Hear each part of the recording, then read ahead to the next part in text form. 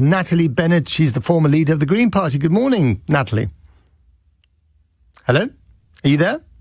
Natalie Bennett? Lovely to be with you. Oh, yes. Yep. Hi, yeah, you disappeared briefly, but you're there, which is great news. So what do you think about the state of our water? It's absolutely dreadful. And actually, just to come back to Tony on Thanet, what he was talking about was a sustainable urban drainage system. And we could have I was working with a Green councillor in Islington back in about 2006, 2007, to see that went into the planning rules, to see that every new development, there was no water runoff at a sustainable urban drainage system. So we're about to talk about how terrible the water companies are. And I think your introduction was set it out very well. But I think we also have to hold the government at fault for failing to have the kind of planning regulations we need. Okay. So we'll get on to the bigger question of privatisation or not in a minute, but what should the water companies be doing? What should they have been doing that they've not been doing that has ended up with a situation where we've got too much raw sewage going into our waters? What they should have been doing is investing in treatment plants. A lot of this drainage is Victorian that was directed into the water system, the sewage system.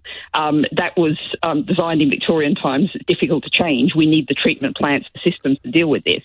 And one of the ways that this can be dealt with is to actually set up, and some water companies have done that in limited places in some areas, is set up wetlands so that the water, just like what Tony was talking about, the water in the sewage treatment plant flows into that, is treated naturally.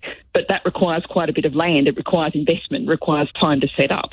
And what we've seen instead is, it's really worth highlighting. One extra issue you didn't raise in the introduction was the issue of debt. Yeah. These companies were privatised with no debt. They've borrowed £53 billion, which is £2,000 per household. Over the same time, they have paid out £72 billion in dividends.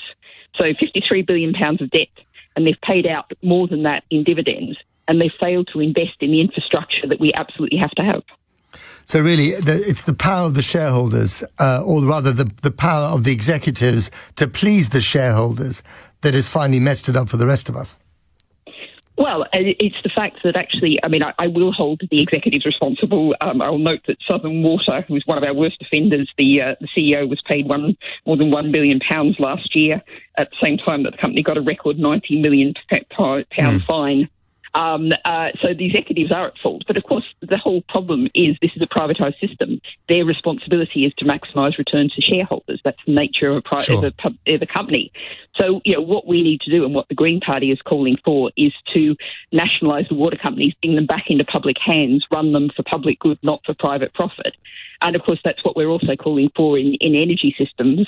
And, just to look at the fact that this is an utterly failed model. Privatisation has been an absolute disaster. There's also been huge privatisation in our NHS, in our schools, so many outsourced contracts that have just built on public money being pumped into private hands, built on cutting the quality of services and cutting the pay and condition of the workers. The privatisation is based on the principle of competition. That was the original idea. The more competition you get between companies, the better the service will be, because you can vote with your cash. You can go to another provider.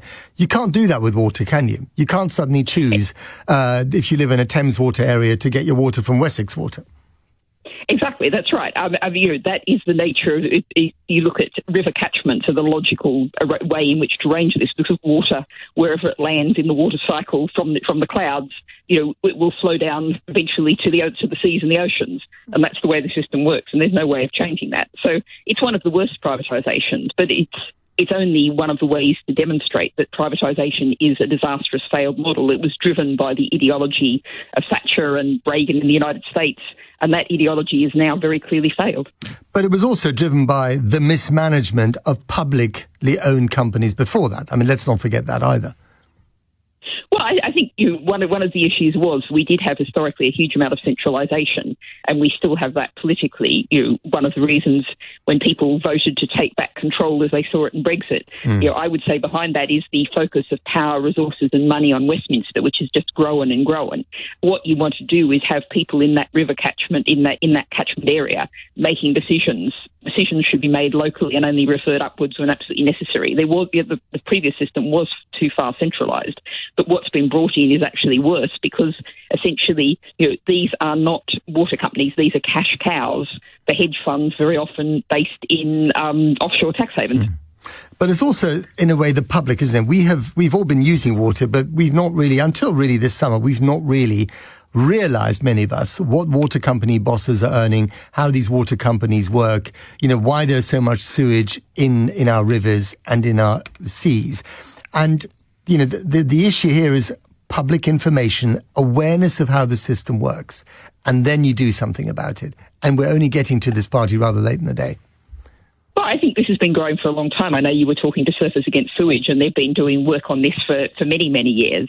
And indeed, last October, I was joined a march on the seafront at Whitstable with an organisation called SOS Whitstable, which had only been formed a month or so before, but it had actually assembled a march of 1,000 people along the seafront, and a really great event, really informing and engaging people. And so this has all been happening down at the grassroots level. But, if I may be just a little bit sarcastic about the media in the UK, it is very, very Westminster-centric. So things like this have been happening in Cornwall, in Devon, even out in Kent and Sussex. But the news hasn't really managed to reach journalists in Westminster. Well, that's what we're talking about. Baroness Natalie Bennett, former leader of the Green Party, thank you very much indeed for coming on the programme.